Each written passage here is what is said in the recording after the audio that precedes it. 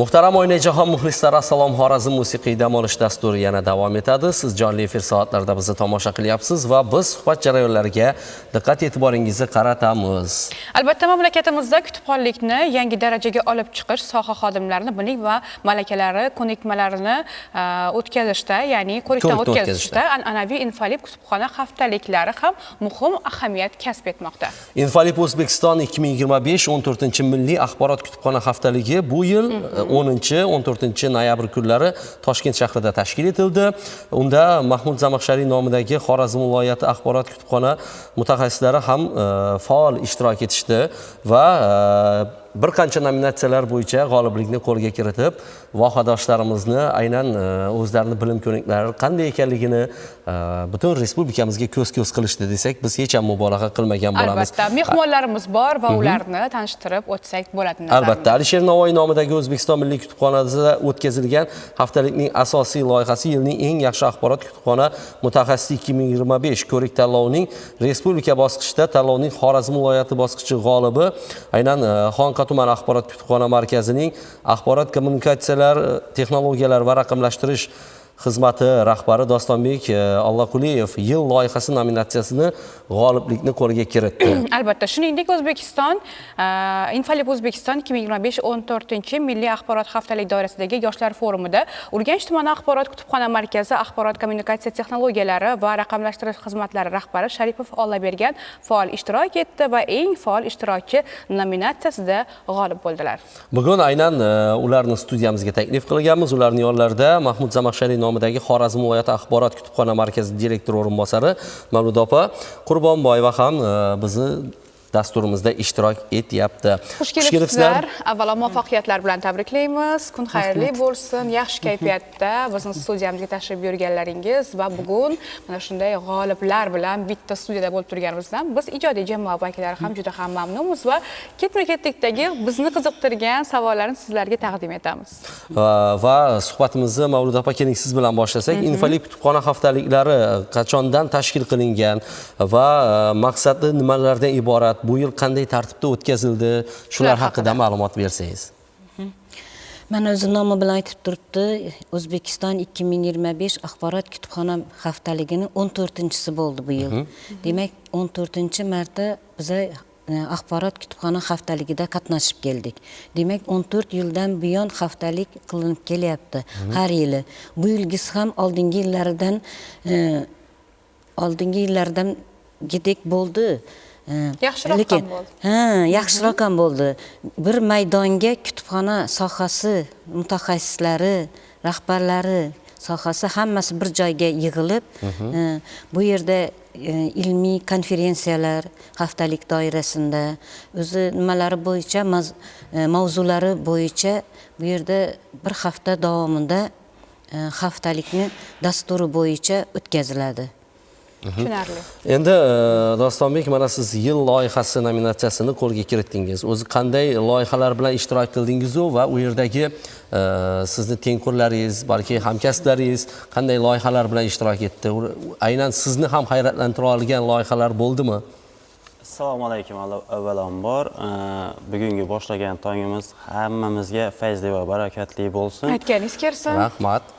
Toshkentda bo'lib o'tgan ushbu yilning eng yaxshi axborot kutubxona mutaxassisi tanlovida men avval viloyat bosqichiga boshqa loyiha tayyorlaganman-da. Kutubxonada kompyuter o'yinlari, kitoblar shaklida tayyorlaganman, lekin respublika bosqichiga kelganda o'rganib chiqishlar natijasida sal qo'shimchalar kiritishga to'g'ri keldi. Ya'ni kutubxonalarda yangi hayot deb nomladim. Ya'ni kutubxonada tasavvur qilsangiz, borib ko'rgan bo'lsangiz, kitoblar bor, kompyuterlar bor, lekin qanaqadir virtual olam yetishmayotgandi. Ya'ni kutubxonada kompyuter o'yinlari va 3D virtual kutubxonalar yetishmayotgandi. Aynan ushbu loyihani ilgari surdim. U yerda ham namoyish qilib berdim.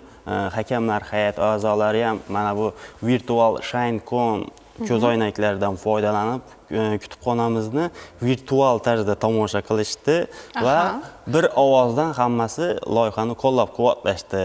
Undan tashqari hamkasblarimizni ham ko'plab loyihalariga guvoh bo'ldim. Ularni anchasini o'zim ham qilishga reja qilib qo'ydim albatta. O'sha tanlovda o'zimni nima e'tiborimni tortgan joyi avval boshlanishida sal qandaydir bir hayajon bo'ldi. Albatta. Qo'rqdim. Bu tabiiy. O'shandan keyin loyihani ko'rsatgandan keyin hamma qarsak chalib, qo'llab-quvvatlagandan keyin joyimga kelib o'tirdim. Bu yoqda hakamlar hay'ati a'zolari orasida Javlon Jolif ham bor edi. Menga qaradilar, men ularga qaramda qalay bo'ldi degan imo qilib qo'ydim-da, ular zo'r deb qo'yishdi. O'shandan keyin sal hayajonlar bosilib, fikrlar bir joyga to'planib, yanada o'zimga ishonch his qildim. Keyin Xorazm Xonqa tumanidan meni nomimni aytib, o'sha yerda yil loyihasi nominatsiyasida g'olib bo'ldi deganlarida joyimga qaytib kelganda o'sha tadbirni tomosha qilayotgan hamma o'rab olgan, tabriklab yotibdi. Juda yaxshi. Hayajonni yanada emotsiyalar bo'lganda. Ana shunday. Mana shunday bo'lish kerak-da, o'zi aslida g'oliblik nashidasini tuyish bu so'z bilan ta'riflab bo'lmaydi-da. O'sha jarayondagi hissiyotni faqat his qilib. Ko'zlar yonib ketdi gapirib berayotganlarida. Gapirib berayotganda o'sha yana o'sha hissiyotga qaytgandek bo'ldingiz go'yo. Endi hozir aytib o'tganingizdek, maxsus aynan mana shunday virtual ko'zoynaklar yordamida kutubxonani tomosha qilish imkoniyatiga ega bo'ladi har bitta inson. Xo'sh, hozir bu narsani sinab ko'rish imkoniyati mavjudmi? Ha, hozir ham bu narsani sinab ko'rish imkoniyati mavjud.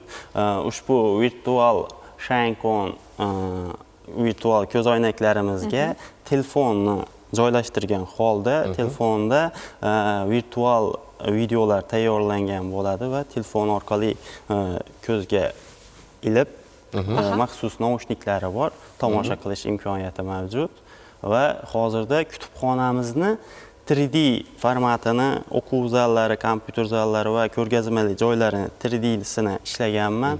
Chunki buni video formatda qilganim boisi 3D formatga o'girganim boisi bizga sal muammolar bo'ldi. Video olishda salgina muammolar bo'lib qoldi.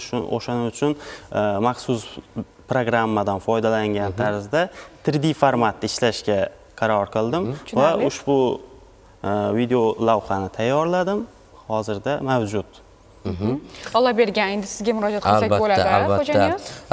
Alloh bergan, aynan mana shu faol ishtirokchi nominatsiyasi bilan aynan g'olibga topildingiz va qo'lga kiritgan ushbu yutug'ingizda, ya'ni aytishimiz zarurki, ushbu tadbirda ishtirok etar ekansiz, qanday his-tuyg'ular bo'ldi va o'sha tadbirga tashrif buyurgan boshqa hamkasblardan, o'sha umuman olib qaraganda shu sohaga doir bo'lgan insonlardan nimalarni o'rgandingiz? To'g'ri aytdingiz. Ushbu haftalik davomida 5-yosh kutubxonachilar forumi tashkil etildi. Bu forumning asosiy maqsadi shu kutubxona sohasiga kirib kelgan yangi xodimlarni aholiga kitobxonlik xizmati ko'rsatishda yangi texnologiyalarni joriy qilish, ulardan qanday foydalanishni ko'rsatib o'tishdan iborat bo'ldi. Misol uchun, Toshkent axborot texnologiyalari universitetida kutubxonasi bilan tanishdik. U yerda tashkil etilgan yangi texnologiyalar, u yerdagi kitobxonlik xizmati bilan tanishdik. Bundan tashqari, Respublika bolalar kutubxonasiga bordik va Respublika Yoshlar ishlari agentligida tashkil etilgan mutolaa loyihasini tayyorlanish jarayoni bilan tanishdik. U yerdagi oddiy bitta loyihaga 140 nafardan ortiq xodim xizmat qilar ekan. Bu juda yaxshi. Bu katta e'tibor kitobxonlik uchun. Bu biz uchun ham katta e'tibor bo'ldi va bu bizga katta motivatsiya berdi. Va bundan keyingi ishlarimizda ham katta maqsadlar qo'ydik o'zlarimizga. Va hozir Nilufar keling, biz suhbatni mana shu joyda to'xtatib tursak, hali oldinda yana suhbatimiz bor. Lavha taqdimotini amalga oshirsak, yana kelgan joydan keyin suhbatimizni bemalol biz davom ettirsak bo'ladi.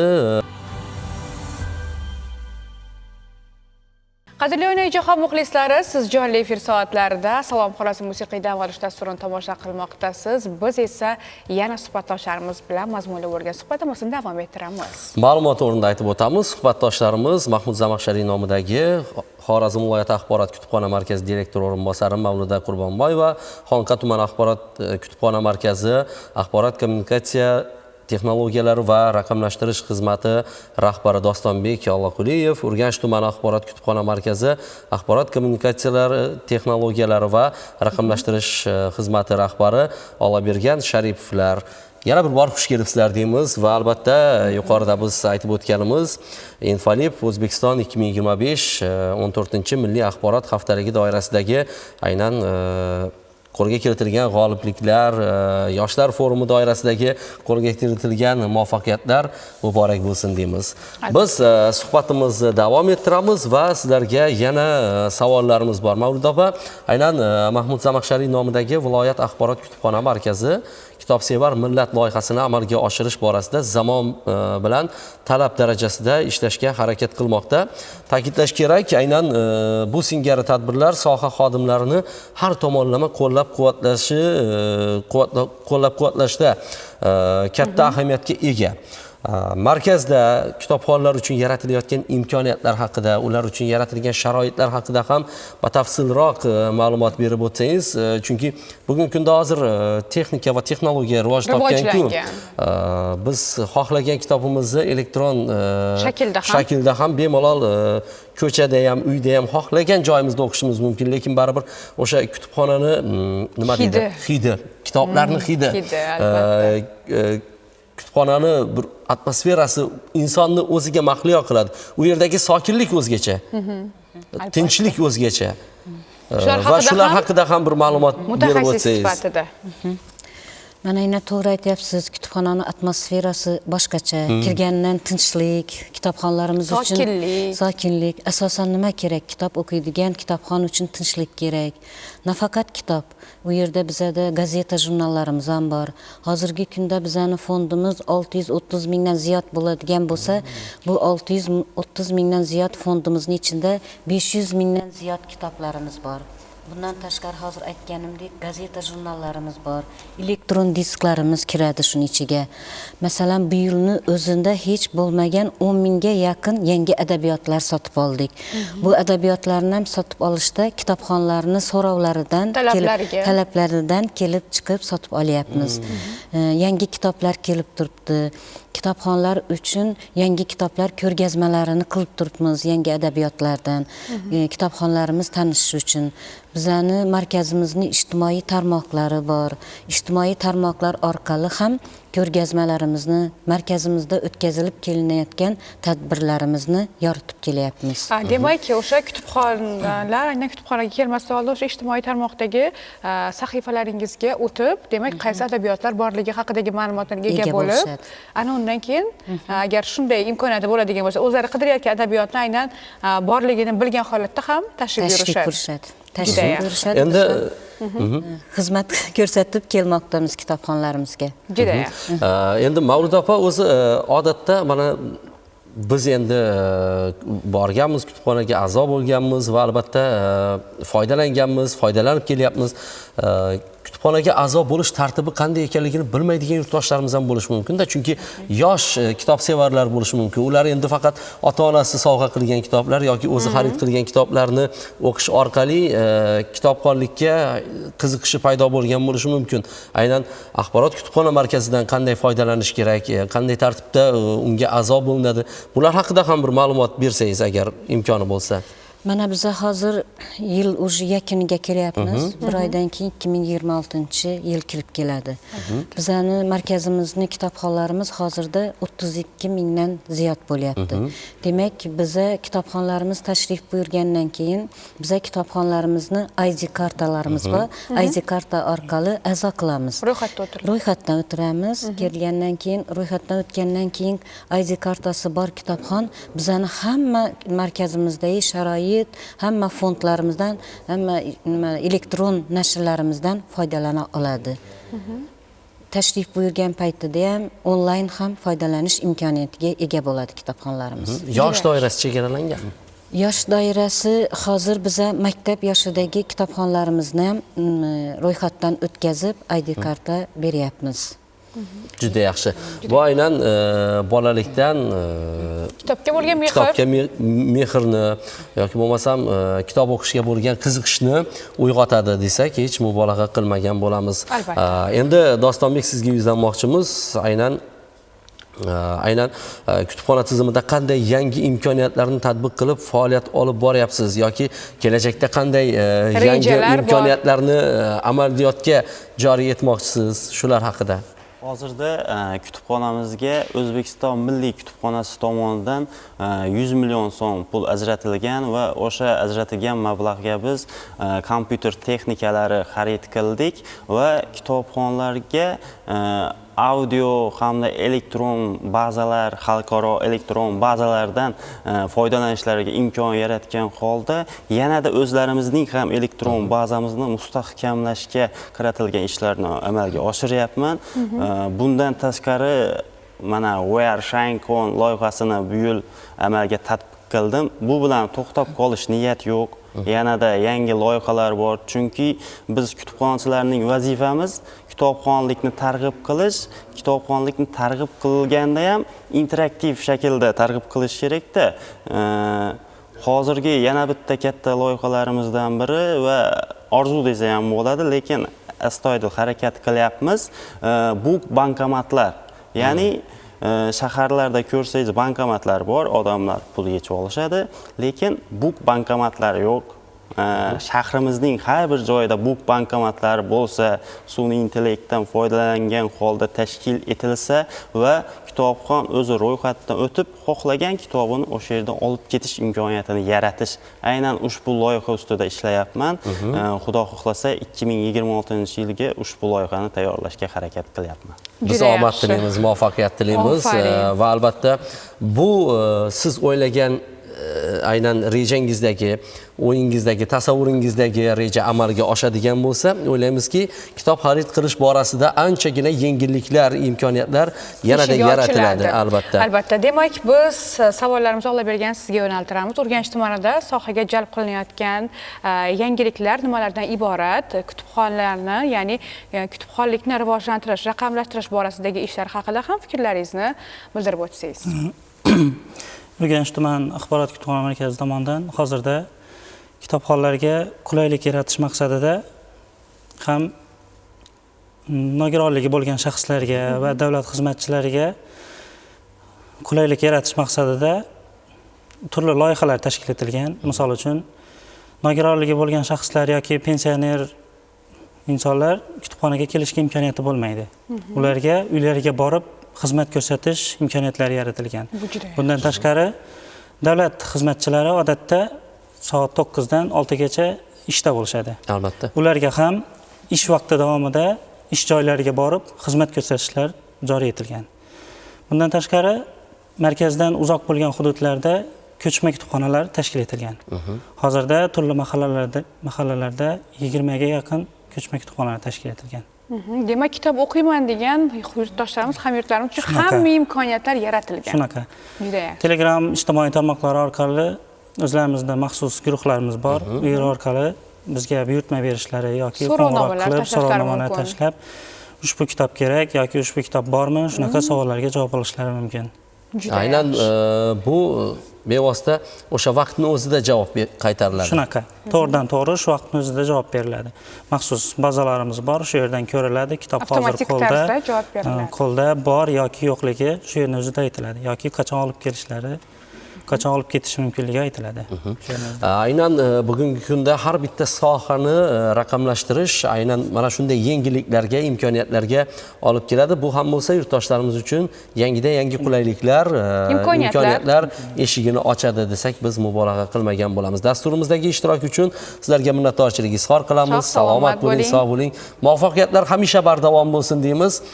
O'ylaymizki 2025-yil poyonlashib yakuniga yetib borayotganda mana shu g'oliblikni qo'lga kiritganingiz 2026-yilga sizlar uchun juda ham bir katta kuch, shijoat va albatta zimmangizga mas'uliyat yukladi. Endi bu yog'iga bo'shashib qolish yo'q, to'xtab qolish yo'q. Men eng yaxshisiman, men eng zo'riman deganingizni 2026-yilda yanada 2 karra isbotlash uchun bu mas'uliyat. Biz oldiga qo'yilgan maqsadlarni ro'yobini ko'rgan holda 2026-yilda yangi muvaffaqiyatlar bilan sizlarni studiyada ko'rish istagidamiz.